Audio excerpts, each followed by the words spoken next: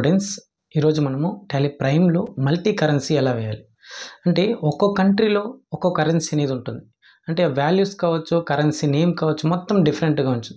So అలాంటప్పుడు మనము ఒక బిజినెస్లో ఆ వాల్యూస్ని మన రూపీస్లో ఎలా కన్వర్ట్ చేసుకోవాలి, ఎలా మనం బిజినెస్లో అకౌంట్స్ అనేది మెయింటైన్ చేయాలి, సో అన్న దాని గురించి ఈరోజు క్లాస్లో మనం చూద్దాం. అంటే బిజినెస్ అనేది ఇంటర్నేషనల్ స్టాండర్డ్లో జరుగుతుంది. ఒక్కో కంట్రీలో ఒక్కో కరెన్సీ ఉంటుంది. సో డేటాస్ కావచ్చు, బిజినెస్లో ఉన్నటువంటి పార్ట్నర్స్ కావచ్చు, సో డిఫరెంట్ కంట్రీస్ నుండి వస్తారు. సో డిఫరెంట్ కరెన్సీని తీసుకొస్తారు. అలాంటప్పుడు మనం బిజినెస్లో ఎలా కన్వర్ట్ చేసుకోవాలి, అదేవిధంగా టాలీ ప్రైమ్లో ఒక అకౌంట్స్ని ఎలా వేయాలి, సో అన్న దాని గురించి ఈరోజు చూద్దాం. సో యాక్చువల్గా మనము బిజినెస్లో అదేవిధంగా అకౌంటింగ్ అనేది మనం వేసేటప్పుడు 3 స్టెప్స్ అనేది ఫాలో కావాలి. అంటే టాలీ ప్రైమ్లో అకౌంట్స్ వేసేటప్పుడు 3 స్టెప్స్ అనేది ఫాలో కావాలి. ఒకటి కంపెనీ క్రియేట్ చేయాలి, లెడ్జర్ క్రియేట్ చేయాలి, ఓచర్. డెస్క్టాప్ పైన మన టాలీ ప్రైమ్ అనేటువంటి సాఫ్ట్వేర్ని ఓపెన్ చేసుకోవాల్సి ఉంటుంది. సో వర్క్ విత్ ఎడ్యుకేషన్ మోడ్లో పెట్టి తర్వాత క్రియేట్ కంపెనీ అనేటువంటి ఆప్షన్లో వెళ్ళాలి. క్రియేట్ కంపెనీ అనే ఆప్షన్లో వెళ్ళిన తర్వాత company name, so for example మన కంపెనీ నేమ్ అనేది ఇద్దాము. కంపెనీ నేము ఎంసీ అంటే మల్టీ కరెన్సీ రవి అనేటువంటి నేమ్తో మనము కంపెనీ అనేది క్రియేట్ చేసుకుందాం. రవి అనేటువంటి కంపెనీ క్రియేట్ చేద్దాము. సో తర్వాత అడ్రస్ పుత్తూరు అని ఇద్దాము.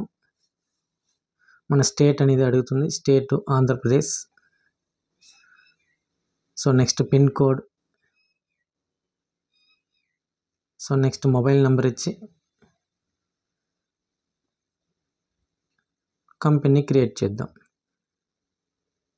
So enter company, accept yes or no అని అడుగుతుంది, ఎస్ అని ఇద్దాం. సో ఇప్పుడు కంపెనీ అనేది క్రియేట్ అయ్యింది. సో తర్వాత మన అకౌంట్స్ అంటే ఇన్వెంటరీ మెయింటైన్ చేస్తున్నాము, జిఎస్టీ నోలో పెట్టుకుందాము. సో జిఎస్టీ ఏమి వేయడం లేదు కాబట్టి నోలో పెట్టుకుందాము. So accept yes or no, yes అని ఇచ్చుకుందాం. సో ఫస్ట్ మనం కంపెనీ క్రియేట్ చేసిన తర్వాత సో మల్టీ కరెన్సీ క్రియేట్ చేసుకోవాల్సి ఉంటుంది.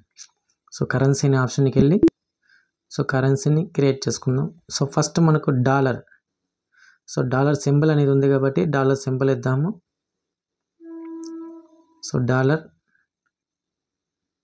ఫార్మల్ నేమ్ డాలర్ అని ఇద్దాము.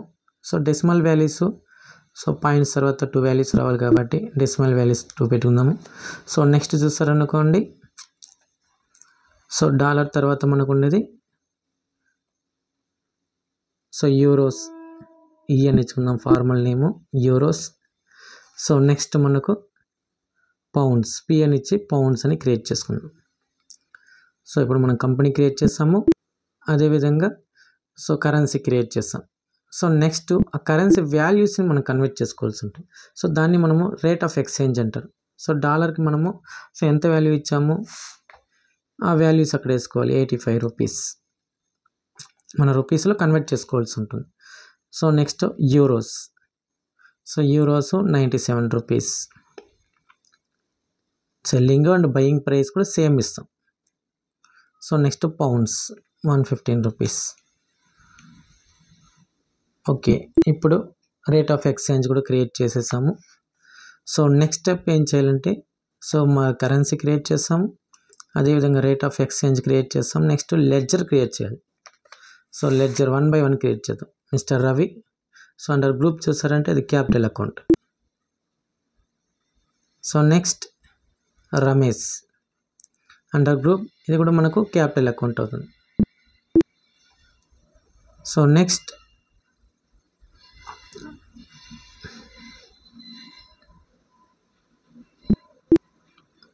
రాము, Ramesh capital account.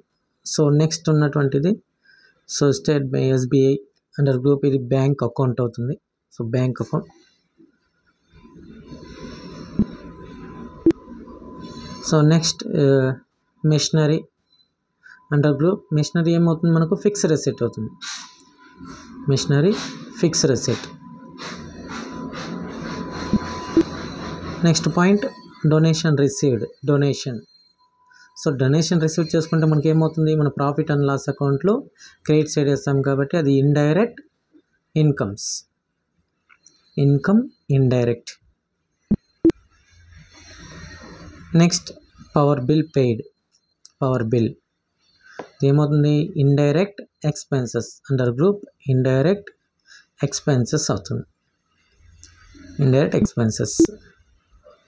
So next office expenses, it is also a indirect expenses. Office expenses also indirect expenses.